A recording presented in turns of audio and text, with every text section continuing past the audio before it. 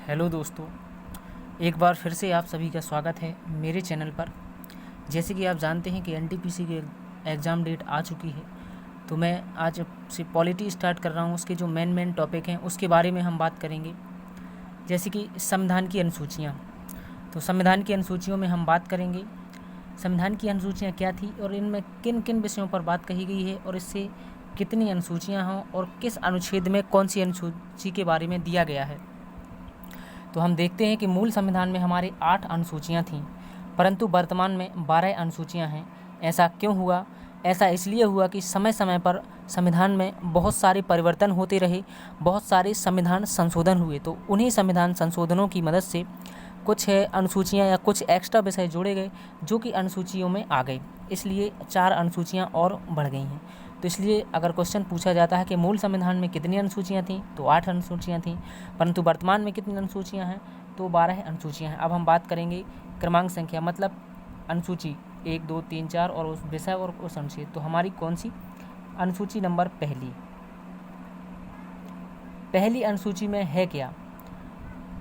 पहली अनुसूची में है भारतीय राज्यों के नाम और उनके न्यायिक क्षेत्र। पहली अनुसूची में है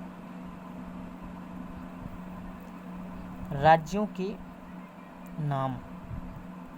के नाम और उनके क्षेत्र। प्रथम अनुसूची में राज्यों का नाम है और उनके क्षेत्र हैं, और यह कौन से अनुच्छेद में है? तो यह अनुच्छेद नंबर 1 से 4। अनुच्छेद नंबर 1 से 4 में पहली अनुसूची है जिसमें राज्यों के नाम और उनके क्षेत्र और 1 से 4 तक अनुच्छेद है। अब बात आती है दूसरी अनुसूची की। तो दूसरी अनुसूची में क्या है? इसमें भारतीय राज्य व्यवस्था के विभिन्न पदाधिकारियों के वेतन, भत्ते और पेंशन आदि का उल्लेख है। इसमें क्या है कि जो भारतीय राज्य व्यवस्था है,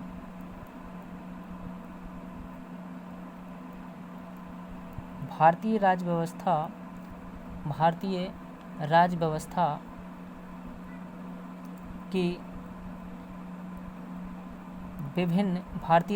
के विभिन्न अधिकारी जो हैं, विभिन्न अधिकारी, उनके क्या वेतन हैं, वेतन कह लो, भत्ता कह लो और पेंशन, इन चीज़ों के बारे में बताया गया है। वेतन, भत्ता और पेंशन। तो अब कौन कौन से? तो नंबर पहला भारत के राष्ट्रपति। तो सबसे पहले राष्ट्रपति, राज्यों के राज्यपाल, राज्यों के राज्यपाल, लोकसभा के अध्यक्ष और उपाध्यक्ष, लोकसभा के अध्यक्ष, उपाध्यक्ष, लोकसभा के अध्यक्ष हैं, उपाध्यक्ष हैं। जो राज्यसभा है, राज्यसभा के सभापति, उप सभापति, राज्यसभा के सभापति, उप सभापति, राज्य विधानसभाओं के अध्यक्ष और उपाध्यक्ष।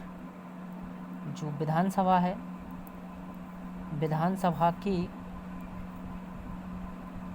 अध्यक्ष और उपाध्यक्ष, राज्यसभा के अध्यक्ष और उपाध्यक्ष।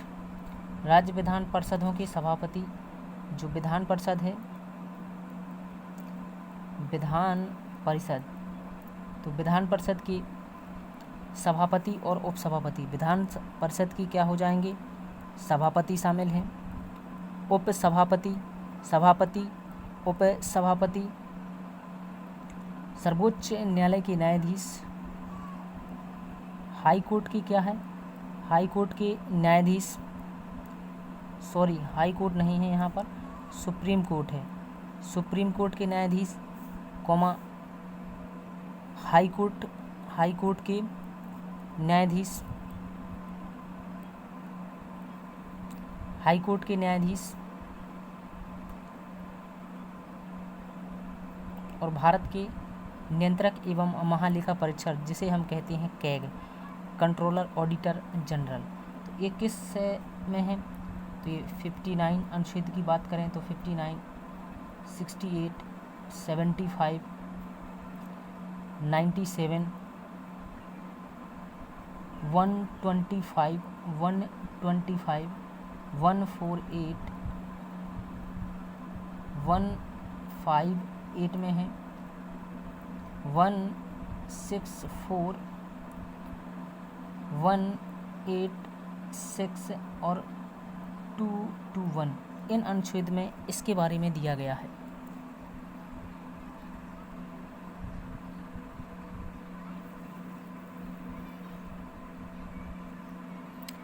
तो देख सकते हैं आप कि जो दूसरी अनुसूची में है इनके वेतन भत्ता और पेंशन के बारे में और किस किस अनुच्छेद में दिया गया है। अब अनुसूची आएगी कौन सी? तीसरे नंबर की अनुसूची। तो तीसरे नंबर की अनुसूची में जो विभिन्न उम्मीदवार होते हैं उनके द्वारा जो ली जाती है क्या? शपथ। तो इसमें शपथ के बारे में दिया गया है। तो अब कौन कौन से आते हैं? संघ या केंद्र के मंत्री शपथ लेते हैं, संसद के सदस्य, संसद के लिए निर्वाचन हेतु सदस्य, संसद के लिए निर्वाचन हेतु सदस्य, सर्वोच्च न्यायालय के न्यायाधीश, सुप्रीम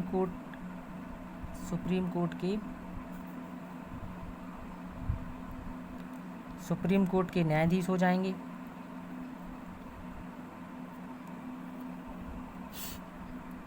भारत के नियंत्रक एवं महालेखा परीक्षक जिसे हम कहते हैं कैग, भारत के नियंत्रक एवं महालेखा परीक्षक जिसे हम कहते हैं कैग,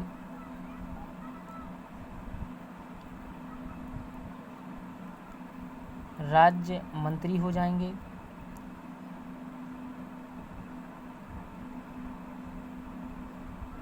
और हाई कोर्ट के न्यायाधीश, हाई कोर्ट के न्यायाधीश हो जाएंगे। तो किस किस अनुच्छेद में है ये? 75, 84, 99, 124, 146, 173, 188 और 219 इस अनुच्छेद में इनके बारे में बात कही गई है। अब आती है चौथी अनुसूची। तो चौथी अनुसूची में राज्यों और केंद्र शासित प्रदेशों के लिए राज्यसभा में सीटों का आवंटन, मतलब राज्यों और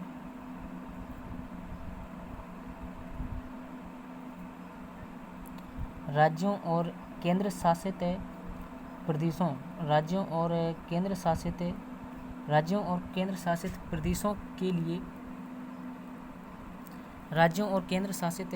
के लिए राज्यसभा में सीटों का आवंटन, ये किस अनुच्छेद में है? ये 4 एवं 80, ये 2 अनुच्छेद में है, 4 और 80 में चौथी अनुसूची के बारे में बताया गया है।